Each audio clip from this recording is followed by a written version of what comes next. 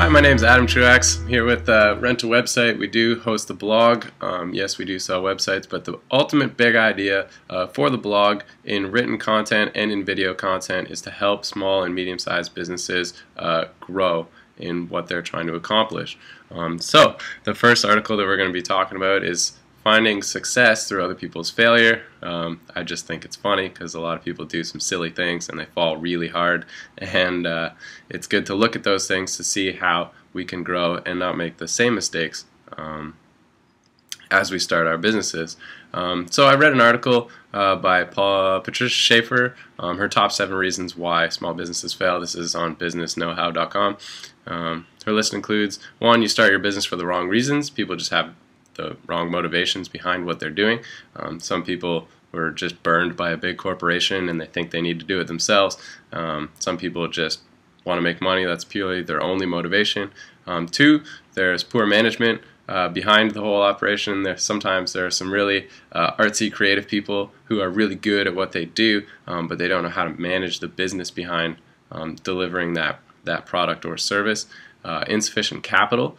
People walk in with just not enough money. They have enough money to get the house half built, and they hope that once the business is kind of started, that it'll just carry itself the rest of the way and they'll get enough money to finish building it. The truth is, you need to have enough money to finish building that house within the first year before you start. Location, location, location.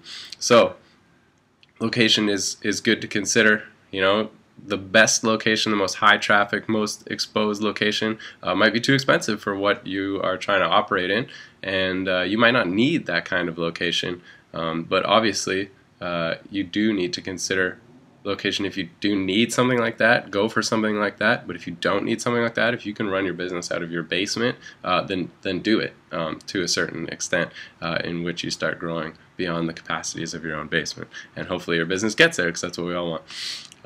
5, lack of planning.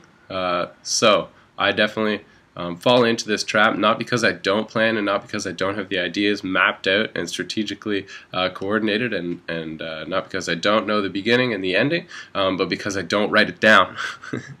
Something that I definitely struggle with is implanting my vision into other people, because only I know my vision and I don't necessarily communicate my vision.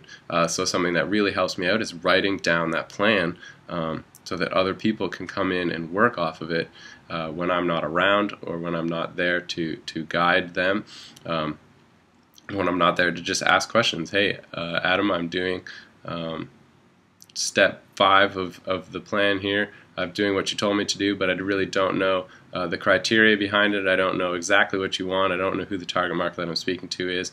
So when you write it all down and you get it all into one consolidated document, it definitely helps.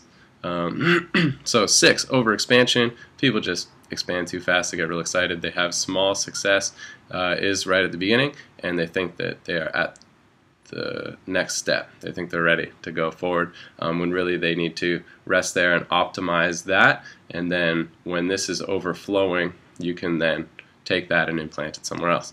And number 7, surprisingly enough, is no website. So a lot of small businesses fail because they just don't have a way to communicate with their customers. Things are changing. Offline directories can get you to a certain point, but definitely a website is a major factor in building credibility, in communication and developing relationships. And any small business needs, to an extent, a website of varying degrees of complexity. It's not a it is expected these days. So definitely have a website. Another article talks about professionally made business cards and stationery. This one is off of Australian Small Business Blog, and I love how these are kind of amateur ways to save on startup. Some people will print off a sheet and it has like corrugated punch out business cards, and you stick it in your printer, and it prints it there, and you can just fold them out and rip out your little business cards. Oh my gosh, those things are just to laugh at. So don't do that. Get professionally made business cards and stationery. Use a proper domain name for your email and for your website. We all know that the website, as I stated before, is to help build credibility. I don't find much credibility in somebody who's still using a Hotmail account to coordinate their business.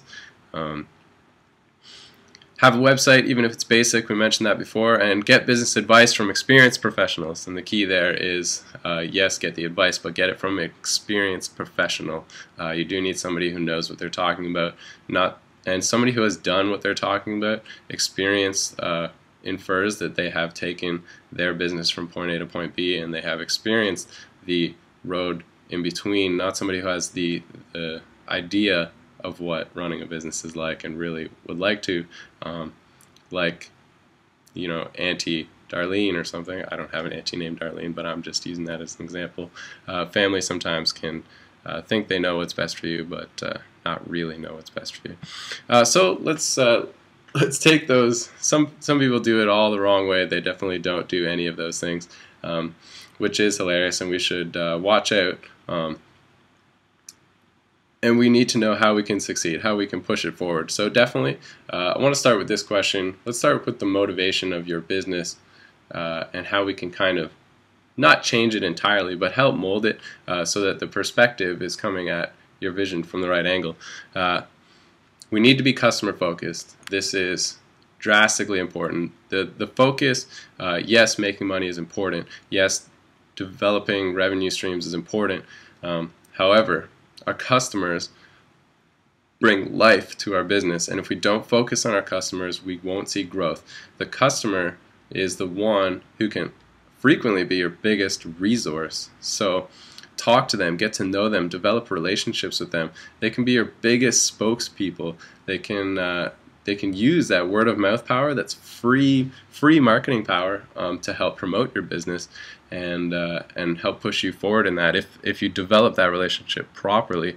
And we'll talk in the future on how to cultivate that relationship. But ultimately, focus on the customers, build a relationship so that you can use that resource and capitalize on that to build your business. And also, you know, just have some good times and some fun along the way. And it ultimately culminates, you can't afford to be rude to your customers. If I go into a store, I'll tell you an example. There's a great burger joint down in Nobby's Beach on the Gold Coast. They easily make the best burgers that I've ever had, best steak sandwiches. They have great chips, fries, whatever you want to call them here in Australia. But the guy's he's just not the nicest guy. When I've come in with a crew of folks, let's say after a day of surfing, he's just rude. It's not pleasant being in there. He thinks he's super busy when there's not too many people in the store, and it ultimately culminates into a less than optimal experience. And do I go as often as I would like to? Probably not. Is his product great? Yes. Does he have a great location? Yes. I haven't checked if he has a website or not. But ultimately, there's no relationship there. I don't really feel an attachment to that place, and I don't really feel like a need to make sure that I bring everyone there. Whenever I drive by, I always point it out. It's like, oh, those guys have great burgers. You know, you should check it out. But ultimately, when I really find a good place that I like, I make sure that I bring people there. I make sure that if I'm having a lunch out with someone, I bring them to that place. But because the guy's just not the nicest guy, I don't feel compelled to make sure that I bring people there. But because they have a great product, I definitely do tell people. So there's a balance there. If he could change that relationship side of it, he could explode that business and possibly put other locations because he's got a great product. So ultimately, why is this important?